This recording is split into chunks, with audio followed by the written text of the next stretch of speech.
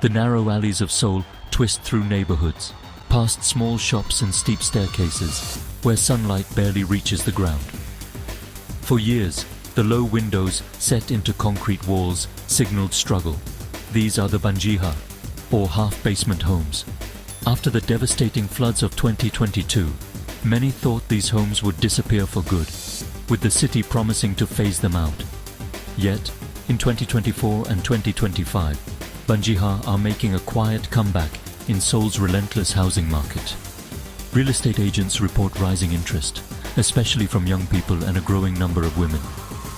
These women are not blind to the risks. They weigh the dangers of banjiha living against the soaring costs of any other option. Their return isn't about forgetting the past, but about the present pressures forcing impossible choices.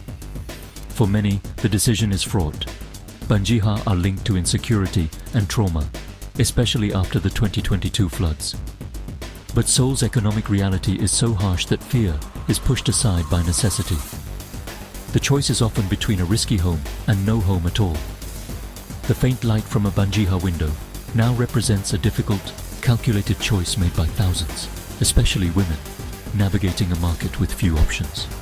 Their return is a stark statement about Seoul's affordability crisis. The banjiha's resurgence is a story of survival and compromise in one of the world's most expensive cities.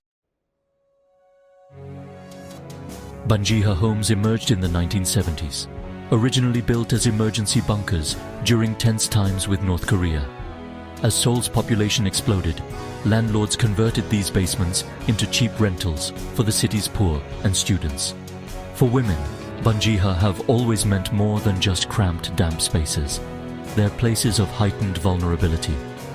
Poor ventilation and mold lead to health problems, while ground-level windows offer little real security. Stories of break-ins and harassment are common, and the film Parasite only amplified the sense of exposure. The 2022 floods turned long-standing fears into tragedy, as water trapped families in their homes. The nation was horrified by stories of women and children drowning in their own banjiha. The trauma of that disaster cemented the banjiha's reputation as dangerous. For a time, it seemed no one would choose to live in one again. Yet, economic pressures have forced many to reconsider, despite the stigma and fear. The banjiha's troubled history is now inseparable from the city's housing crisis. Seoul's unique Jeonse rental system once offered hope: pay a huge deposit, live rent-free, and get your money back in 2 years. But as property values soared, Jeonse deposits became unattainable for most young people and low-income workers. The dream of climbing the property ladder has faded, replaced by a harsh reality. Even a modest apartment requires a deposit out of reach for many.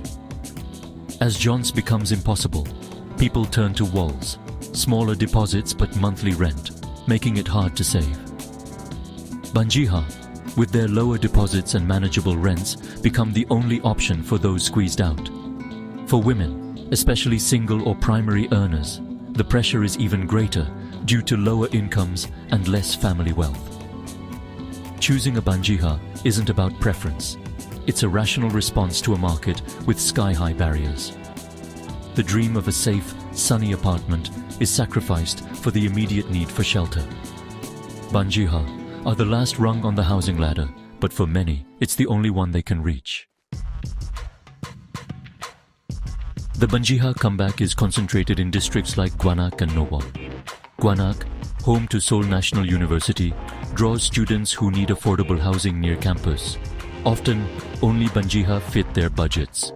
Nowon, a working-class district with aging apartments, faces a shortage of affordable starter homes. Young couples and single-income earners compete for limited options, pushing many toward banjiha as a first step. In both areas, proximity to work or school is crucial, and banjiha offer a foothold in the city.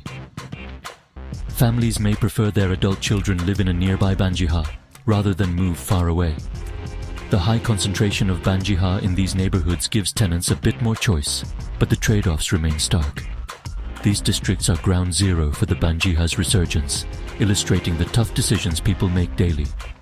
The reasons are practical: affordability, location, and the hope for something better in the future. The 2022 floods changed how people approach Banjiha. Flood risk is now the top concern. Prospective tenants, especially women, come armed with checklists, flood shields, water pumps, and city flood maps are must-haves. A Banjiha on a hill is now more desirable than one at the bottom. Landlords who invest in safety upgrades find it easier to rent out their units.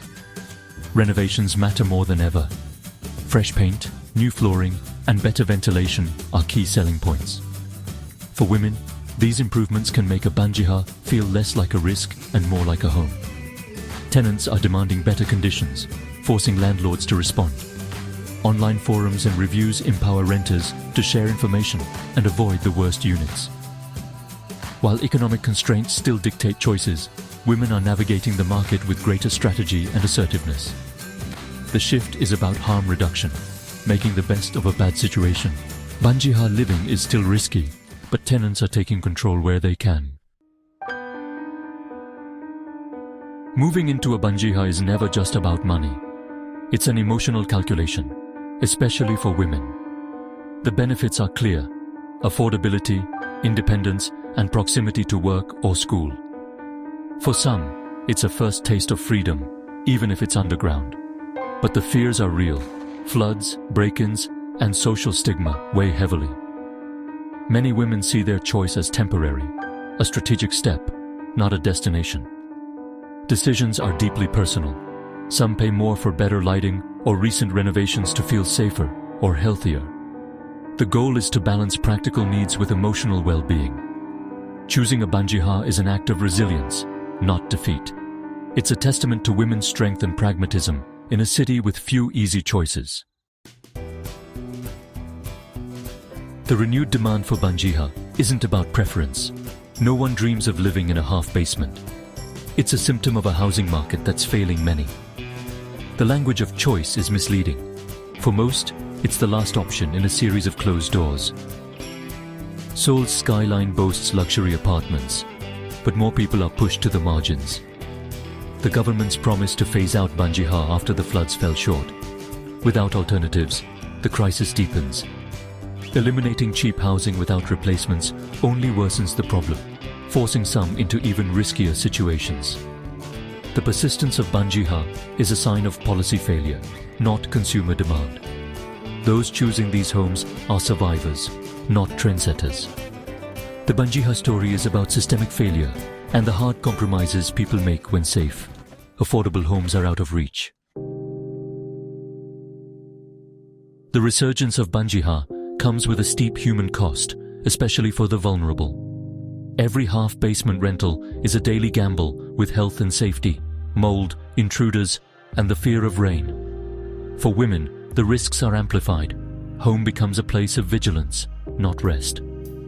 Chronic stress and health issues create a hidden public health crisis. What was once a temporary stop is becoming a long-term trap, making it harder to save or move up. A city's housing market reflects its values. When it fails its most vulnerable, it fails everyone. The true measure of Seoul's success is not its tallest skyscraper, but the dignity it offers all its residents. Seoul's Banjiha story in 2025 is one of a promise unkept.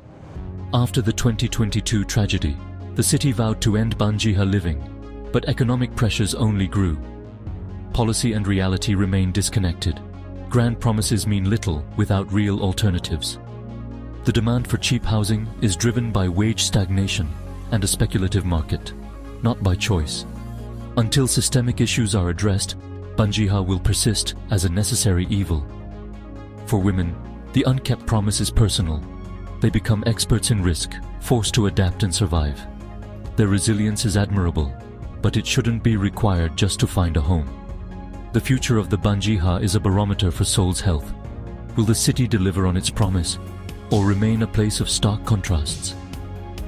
The faint lights in Gwanak and Nowon are reminders of the urgent need for a housing market that serves everyone. The city's future depends on its answer.